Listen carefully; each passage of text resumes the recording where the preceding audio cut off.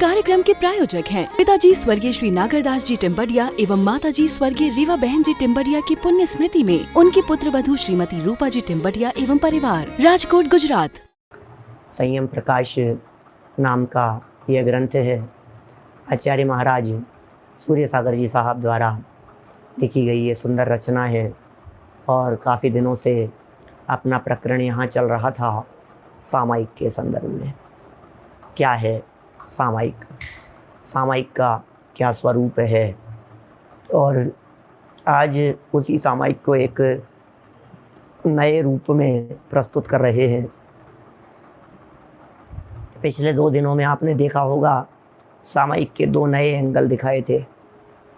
एक एंगल था सामायिक को षट आवश्यकों के रूप में देखना, गजब हो गया। सामायिक को षट आवश्यकों के रूप में देखना तो ये एक अलग हटके सुंदर प्रयोग था सामायिक का।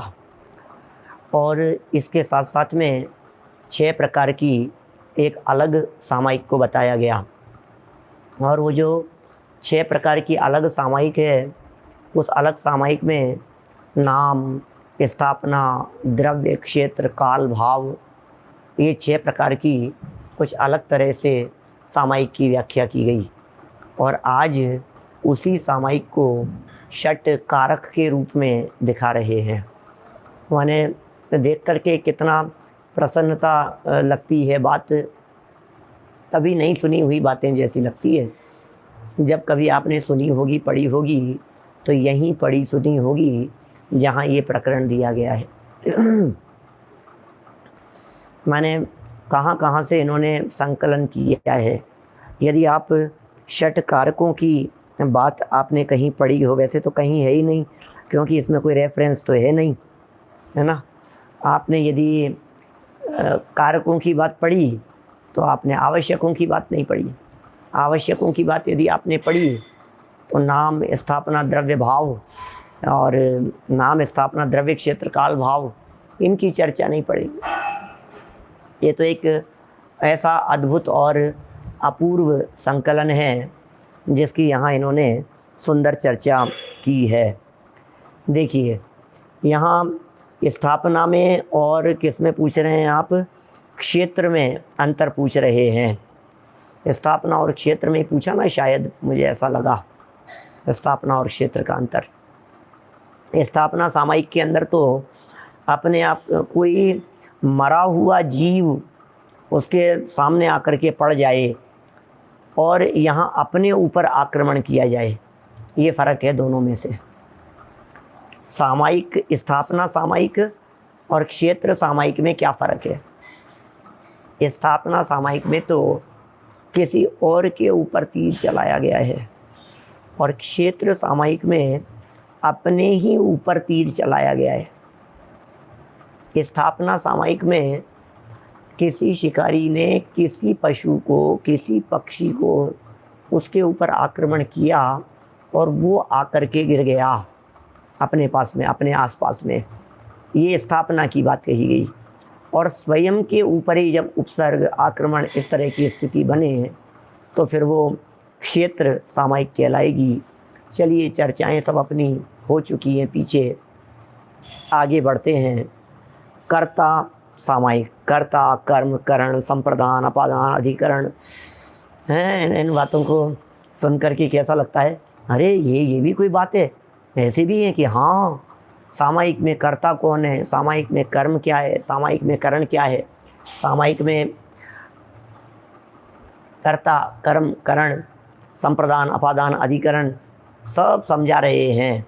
अद्भुत तरह के प्रयोग हैं और सब में आप ध्यान रखें, एक आत्मा को मुख्य किया गया है। 623 नंबर पेज निकालिए, 623 क्या कह रहे हैं यहाँ? 623 नंबर पेज में सामायिक के षट कारक रूप: कर्ता सामायिक, कर्म सामायिक, करण सामायिक, संप्रदान सामायिक, अपादान सामायिक और अधिकरण सामायिक। इस प्रकार भी सामायिक के 6 भेद हैं। ये भी 6 भेद हो गए। इनमें से पहला, कर्ता सामायिक किसे कहें? बोलो, कर्ता सामायिक क्या चीज़ है? तो कह रहे हैं कर्ता सामायिक का मतलब है कर्ता हुए। कर्ता किसे कहते हैं? संयोग से समय सार ग्रंथादिराज 75 गाथा की टीका में भी कर्ता की चर्चा चल रही है। जो स्वतंत्रतया कर्म को करे उसे कर्ता कहते हैं। जो स्वतंत्रतया कर्म को करे उसे कर्ता कहते हैं। मैं अपनी आत्मा को अपने द्वारा, कर्ता कह रहे हैं रमेश जी साहब नावा वाले, मैं अपनी आत्मा को अपने द्वारा आत्मस्वरूप में ही देखता हूँ। बस इसका नाम कर्ता सामायिक। कौन है कर्ता सामायिक का कर्ता? मैं ही करता हूँ, अपने द्वारा अपने को सामायिक में देखता हूँ, आत्मस्वरूप को ही देखता हूँ। कौन है देखने वाला? कौन देखेगा अपने आत्मा के स्वरूप को? बोले कोई और नहीं है, मैं ही देखता हूँ। मैं स्वयं ही अपने स्वरूप को देखने वाला हूँ। ये कर्ता सामायिक का स्वरूप यहाँ बतलाया गया। अपने द्वारा अपने को देखने की जो बात है वो कर्तापन में है। ये बात ही कर्ता सामायिक है, अपने आत्मा को अपने आत्मस्वरूप में ही देखना। कर्म सामायिक क्या चीज़ है? ये क्या है कर्म सामायिक? तो कह रहे हैं मैं अपनी आत्मा को अपने द्वारा आत्म स्वभाव में ही स्थापित करता हूँ। क्या कर रहा हूँ मैं? अपनी आत्मा को अपने द्वारा और आत्म स्वभाव में, अपनी आत्मा को अपने द्वारा आत्म स्वभाव में स्थापित करता हूँ। अब ये कर्म क्या है? स्वयं ही स्वयं को स्थापित कर रहा है। ये स्वयं ही स्वयं का कर्म है। आत्मा ही करता है और आत्मा ही कर्म है। आत्मा ही करता है और आत्मा ही कर्म है। आत्म स्वभाव में ही स्थापित करता हूँ, ये कर्म हो गया। मैं ही मेरा कर्ता और मैं ही मेरा कर्म। करने वाला भी मैं और करने में आने वाला भी मैं, दोनों ही आत्मा। इसका मतलब अपने आत्म स्वरूप को छोड़कर बाहर निकलना ही नहीं है, आत्मा से बाहर देखना ही नहीं है। कौन किसकी बात कर रहे हैं? मैं ही करता, मैं ही कर्म। अरे मैं ही मेरा करता धरता, मुझ में पर का कुछ काम नहीं। मैं कर्म को करता हूँ तो कर्म कोई दूसरा नहीं है, मैं अपनी परिणति का करता हूँ। ये बात कह रहे हैं। फिर करण सामायिक किसका नाम है? बोले मैं अपनी आत्मा को अपने द्वारा आत्मा के कर्तव्यों में ही स्थापित करता हूँ। किसके द्वारा? अपने द्वारा। जैसे कर्ता होता है ना, कर्ता का साइन है ने को कर्ता का साइन कहा जाता है और को कहा जाता है कर्म का साइन। जैसे कर्ता ने, कर्म को, फिर करण के द्वारा, तो कर्ता ने, या ने लगेगा। बोले मैंने सामायिक की तो ने लगा ना, तो बोले एक तो मैं हो गया, मैंने। फिर कर्म कौन है? किसको किया? बोले अपने को ही जानने का नाम तो सामायिक था। तो सामायिक भी अपने ही में हुई है। कर्ता ने कर्म को, तो आत्मा ने आत्मा को आत्मा के द्वारा। सामायिक में किसके द्वारा जाना जाएगा? करण क्या है, साधन क्या है? बोले आत्मा के द्वारा। ने आत्मा को आत्मा के द्वारा। किसके लिए?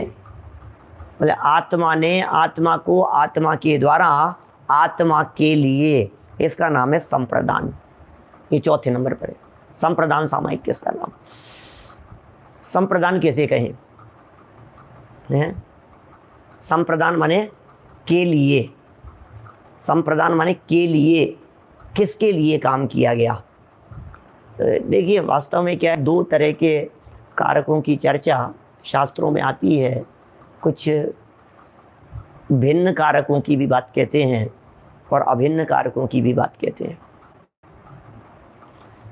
भिन्न कारकों की बात में तो पर को देखा जाता है, जैसे कुम्हार ने घड़े को दंड चाक चीवर के द्वारा, पानी पीने वाले के लिए, टोकरी में से मिट्टी लेकर धरती के आधार से बनाया। आप समझ रहे? तो 6 चीज़ें हो गई उसमें अलग अलग। ये हो गए सब भिन्न कारक। कर्ता कुम्हार, कर्म घड़ा, करण क्या हो गया ये दंड चाक चीवर। फिर संप्रदान क्या हो गया, किसके लिए बनाया भाई साहब घड़ा, किसके लिए बनाया? खरीदने वाले के लिए, पानी पीने वाले के लिए, पानी भरने वाले के लिए, ये संप्रदान हो गया। अपादान कहते हैं नहीं ये काम हुआ है तो किस में से हुआ है, उसे अपादान कहते हैं। तो टोकरी में से मिट्टी ली, पृथक करने के अर्थ में। पंचमी है ये, पंचमी में भी से प्रयोग है और तृतीया में भी से प्रयोग है। दोनों में क्या फ़र्क है? करण में भी से है, वो द्वारा है, और ये पृथक होने के अर्थ में है। क्या? वृक्षात पत्रम पतति, वृक्ष से पत्ता गिरता है। वृक्षात पंचमी विभक्ति का प्रयोग। वृक्ष से, वृक्षात पत्रम पतति, पत्ता गिरता है। पत्रम पतति कहाँ से? बोले वृक्ष से। तो ये अलग हुआ ना, ये तो ये अलग होने के अर्थ में पंचमी विभक्ति का प्रयोग होता है। तो ये सब भिन्न षट कारकों की चर्चा हुई। इस तरह के अभिन्न षट कारक कुंद कुंदाचार्य देव ने बतलाए हैं अपने प्रवचन सार की 16वीं गाथा में। स्वयंभू, स्वयंभू वाली गाथा है, वो बहुत प्रसिद्ध है। अब उसमें अभिन्न षट कारक बतलाए हैं। बोले मैं ही कर्ता, मैं ही कर्म, मैं ही करण, मैं ही संप्रदान, मैं ही अपादान, मैं ही अधिकरण। क्या? तो ये सब जितनी बातें कही गई है, बोले ये सब एक ही है। ये सही कह रहे हैं संजीव जी भाई साहब। बच्चों को पढ़ाने से ये कॉन्सेप्ट क्लियर हो जाते हैं। अब अपन ने तो जब पढ़े थे तब पढ़े थे बचपन में, जब वास्तव में तो तब पक्के होते हैं जब पढ़ाते हैं। तो जब आप पढ़ाने लगते हैं तो पक्के हो जाते हैं सब। तो अभी यहाँ क्या कह रहे हैं ये, किसने जाना, किसको जाना, कर सामायिक किसने की, सामायिक किस मतलब क्या किया, कर्ता कर्म। तो अभी ये सब बातें यहाँ समझा रहे हैं। अभी तो सारे पॉइंट, अभी अधिकरण में आत्मा को कैसे लगी है, ये तो अपने छठी बात तो पढ़ी ही नहीं है। आपका प्रश्न तो पहले ही उठ गया है। अभी तो हमने 3 ही तो पढ़े हैं, पढ़े 3, प्रश्न छठा कैसे चलेगा? अभी तो तीसरे नंबर का वाक्य पढ़ा है। मैं अपनी आत्मा को अपने द्वारा आत्मा के कर्तव्यों में ही स्थापित करता हूँ, अपने द्वारा स्थापित करता हूँ। इस तरह से वहाँ भी आत्मा ही लागू होता है, और यह है करण कारक की बात हुई। फिर संप्रदान, संप्रदान की बात कह रहे हैं। संप्रदान में क्या कहना चाहते हैं? मैं कह रहे हैं मैं अपनी आत्मा के लिए अपनी आत्मा को आत्म भावों से ही ठहरा रहा हूँ। क्या कर रहे हो आप? किसके लिए ठहरा रहे हो? अपने लिए। ये जो सामायिक के काल में अपने दौड़ते हुए उपयोग को एकाग्र करने का प्रयत्न कर रहे हो, आखिर ये किसके लिए कर रहे हो? सामायिक के काल में आखिर उपयोग को समेट रहे हो तो किसके लिए समेट रहे हो? सामायिक के काल में तुमने उठा पटक दुनिया की बंद की तो किसके लिए की? सामायिक के काल में यदि आपने चलना बंद कर दिया, बोलना बंद कर दिया, उपयोग को एकाग्र करने का प्रयत्न किया, तो प्रश्न यह है किसके लिए, ये तो बताओ वज्रसेन जी साहब। आपने सामायिक किसके लिए की? अब देखो प्रॉब्लम क्या है, समाज की यदि मैं बात करूं, दुनिया की यदि मैं बात करूं, तो दुनिया तो ये कह रही है हमने विधान अम्मा जी के लिए किया था, हमने ये काम उनकी आत्मा की शांति के लिए किया था। आप पूछ रहे हैं ऐसे ही तुमने सामायिक क्यों की थी, तुमने ध्यान क्यों किया था? बोले हमने तो इसलिए ध्यान लगाया था, इसलिए सामायिक की थी कि मंत्र की सिद्धि हो जाए।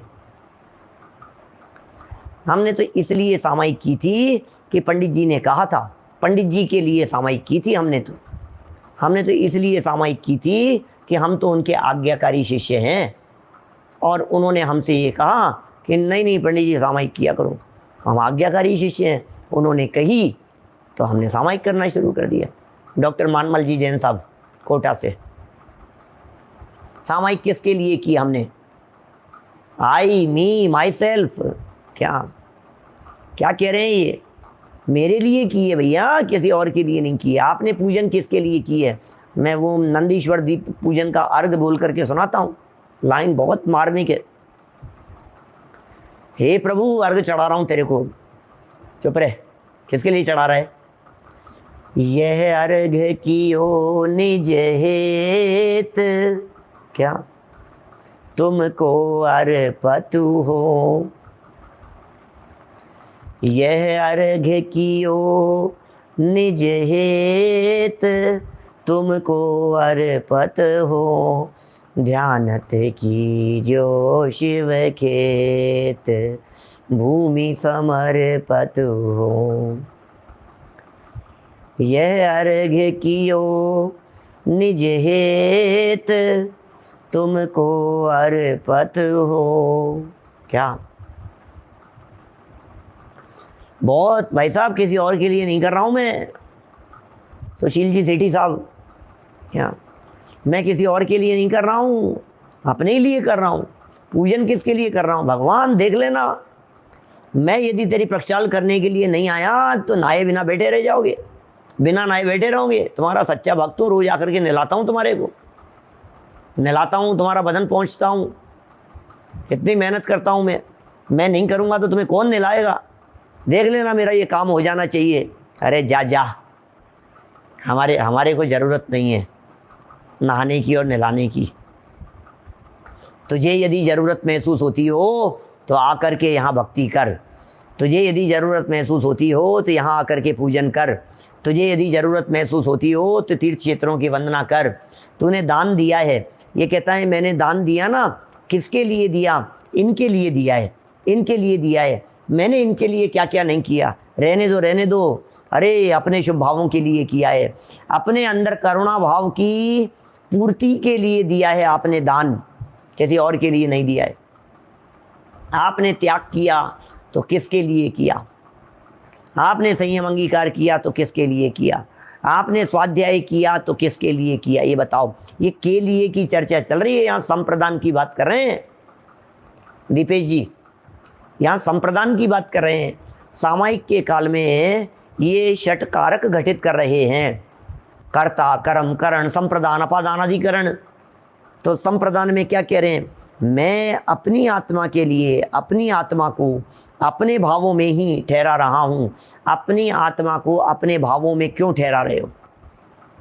बताओ, अपनी आत्मा को अपने भावों में क्यों ठहरा रहे हो? अपने भावों में अपनी आत्मा क्यों उपयोग को एकाग्र करने का प्रयत्न कर रहे हो? बोले किसी और के लिए नहीं, अपने ही लिए कर रहा हूँ। अरे टोडरमल जी साहब कहते हैं मोक्ष मार्ग प्रकाशक में, अहो इनमें तो मुझे मेरा ही हित भाषित होता है। अहो अहो इन बातों में तो मुझे मेरा ही हित भाषित होता है, किसी और के लिए नहीं। मुझे तो इन बातों की खबर ही नहीं थी। मैं ये किस लिए कर रहा हूँ? अपने लिए कर रहा हूँ। चलिए पांचवा पॉइंट, अपादान सामायिक। मैं अपनी आत्मा को राग द्वेष से पृथक आत्मा में ही जानता हूँ। वाह, इतना सुंदर स्पष्टीकरण किया है अपादान का। कैसे लगाना इसमें? अपादान में कैसे लगाना? अपादान कैसे कहते हैं?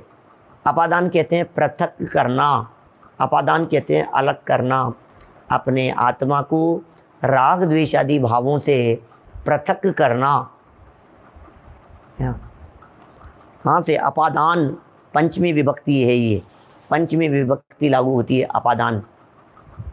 और इसमें कहते हैं पृथक करने के अर्थ में, वृक्षात पत्रम पतति, ऐसे और सब बहुत तरह के लगाए जा सकते हैं पंचमी विभक्ति में।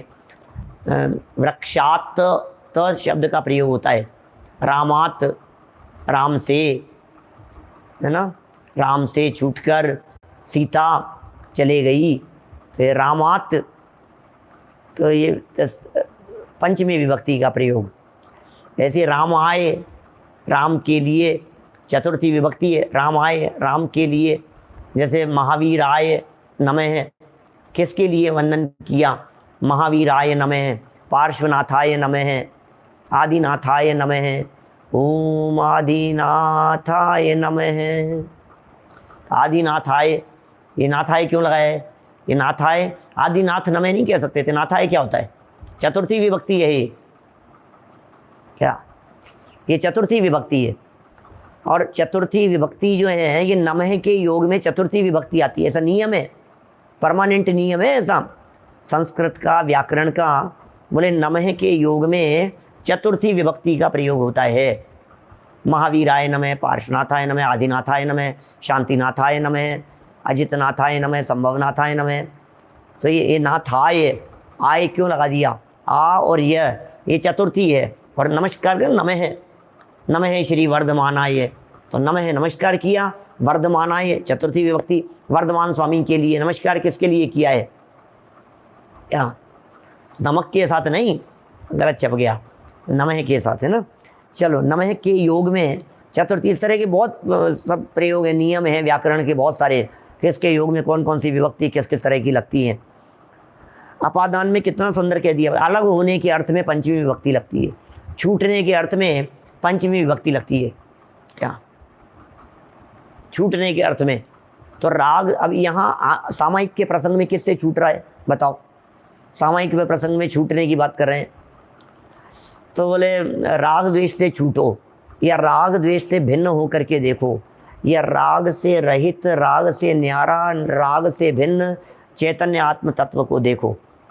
जब आप राग से भिन्न चैतन्य आत्म तत्व को देखते हैं तो फिर यह पंचमी विभक्ति हो गई, क्या ये कह रहे हैं तस्मै श्री गुरुवे नमः, ये उकारांत है, उकारांत में गुरुवे बनता है चतुर्थी में, वो आकारांत था, अब ये सब है चतुर्थी, वो गुरुवे नमः जो आया ना, तस्मै श्री गुरुवे नमः, तो ये जो गुरुवे है ये चतुर्थी है। उकारांत, आकारांत, इकारांत, ये सब अलग अलग तरह के रूप बनते हैं। आप आए आए देखेंगे तो गुरु आए कर देंगे, ऐसा ऐसा थोड़ी ना होगा, तस्मै श्री गुरुवे नमः।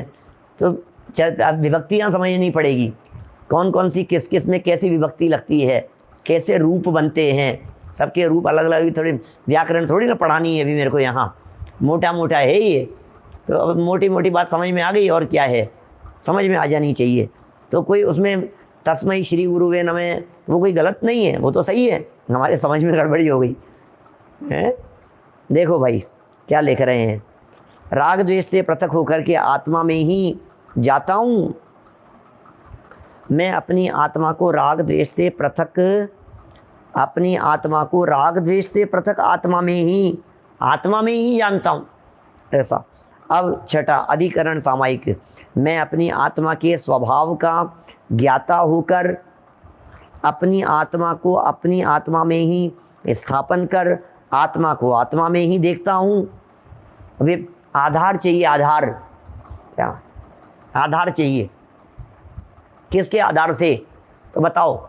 जैसे अधिकरण में आधार होता है, किसके आधार से, किसके आधार से की बात करें तो कह रहे हैं आत्मा के आधार से। इस कार्यक्रम के प्रायोजक हैं पिताजी स्वर्गीय श्री नागरदास जी टिम्बडिया एवं माताजी स्वर्गीय रीवा बहन जी टिम्बडिया की पुण्य स्मृति में उनकी पुत्र वधू श्रीमती रूपा जी टिम्बडिया एवं परिवार, राजकोट गुजरात।